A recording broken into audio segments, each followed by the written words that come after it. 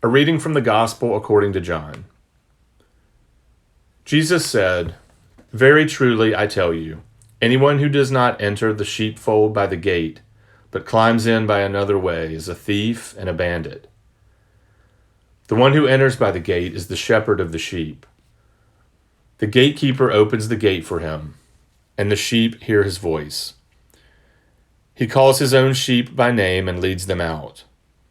When he has brought out all his own, he goes ahead of them, and the sheep follow him because they know his voice. They will not follow a stranger, but they will run from him because they do not know the voice of strangers." Jesus used this figure of speech with them, but they did not understand what he was saying to them.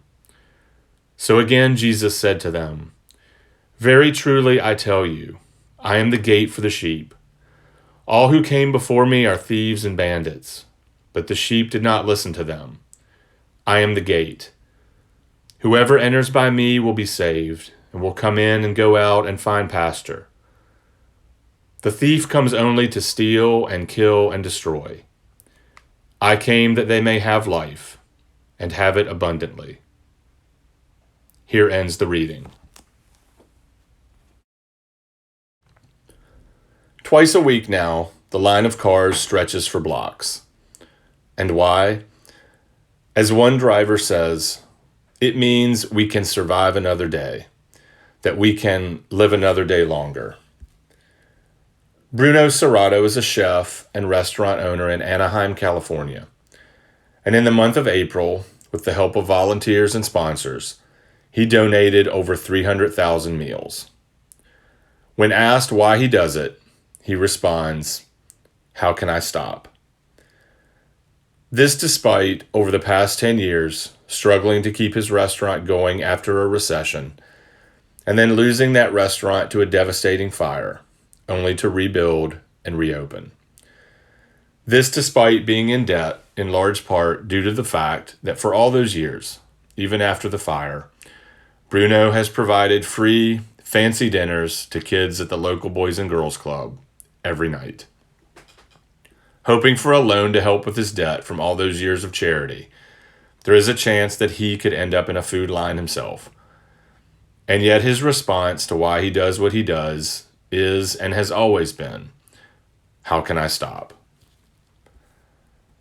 From today's Gospel, John chapter 10, verse 10.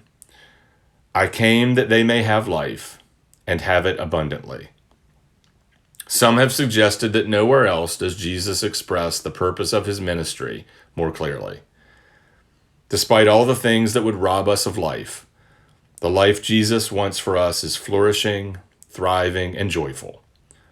Life in abundance. We're not talking about riches, possessions, or power.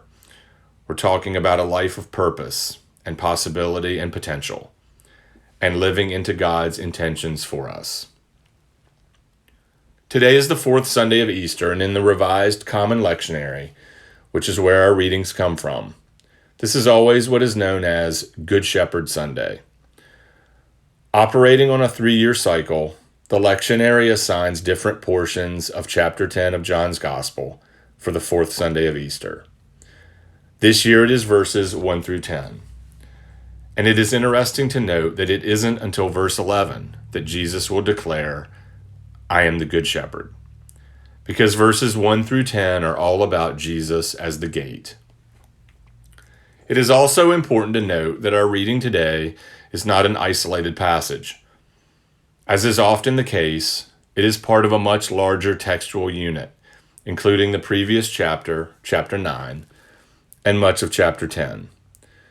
And it follows a pattern used elsewhere in John's Gospel: sign, dialogue, and discourse. It goes like this. Jesus performs a sign, which is followed by a dialogue resulting from onlookers trying to figure out what it means, and concludes with Jesus providing a discourse or interpretation of the sign he performed.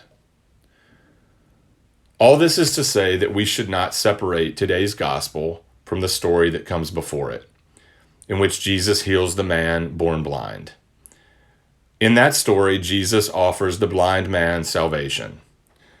And though we may tend to think of salvation as being forgiven of sin, it is much more than that. Salvation means being saved not only from something, but for something. I came that they may have life, and have it abundantly. For the man born blind, abundant life is sight. It is release from dependence on others. He is saved from isolation and marginalization. For the blind man, abundant life is freedom and light and new opportunity. Jesus does not define abundant life for us in today's gospel, but its placement after this healing story seems to suggest that it is contextual. By this I mean, abundant life might look different for the bullied teen and the nursing home resident. It might look different for a single parent and the incarcerated prisoner. In other words, it might look different in different times and different places and to different people. But here is what remains the same. As we are all God's children, abundant life is freedom from whatever it is that robs us of life and purpose and joy. It is freedom from whatever is holding us back from fully living into God's intentions for us. And sometimes we need help with this. Sometimes a lot of help. The picture you are now looking at was taken at my ordination service, the day I officially became a priest, April 30th, 2011. Since the anniversary of my ordination was this week, I've spent quite a bit of time reflecting on not only my work as a priest, but my path to becoming one. And let's just say that, like most of our paths, it wasn't straight. There were lots of twists and turns, and at times, if I'm being completely honest, what seemed like dead ends. It was also a path that I was reluctant to start. But the man standing beside me in that picture, my teacher, mentor, and friend, the Reverend Dr. Walter Eversley, saw something in me and helped me eventually see that God's purpose for me was to be a priest. And that took some time, as well as patience and prayer. Sometimes the biggest thing holding us back from living the life God intends for us is ourselves. And sometimes we need someone to help us see that. God's intention is for us to live into an abundant life and to join with God in helping to bring an abundant life to all of God's children. And how do we do that? Maybe we start by paying attention to those near us and what is robbing them of life, and then we stand with them. Maybe it is discerning what gifts God is calling each of us to share, discerning how we might share of our own abundance. At Church of the Nativity, one of the ways we do this is through our blessing box. This is a food pantry in front of our church that we keep stocked for those who don't have enough food to eat. We may not be providing 300,000 meals in a month, but are we making a difference in the lives of those around us? Absolutely. So I will leave you with this. What does the abundant life that God intends for you look like? Are you living that life? And if not, what is keeping you from it? And how might you partner with God and witness to God's universal and unending love? How might you help others to know that Jesus is our good shepherd who calls each of us by name?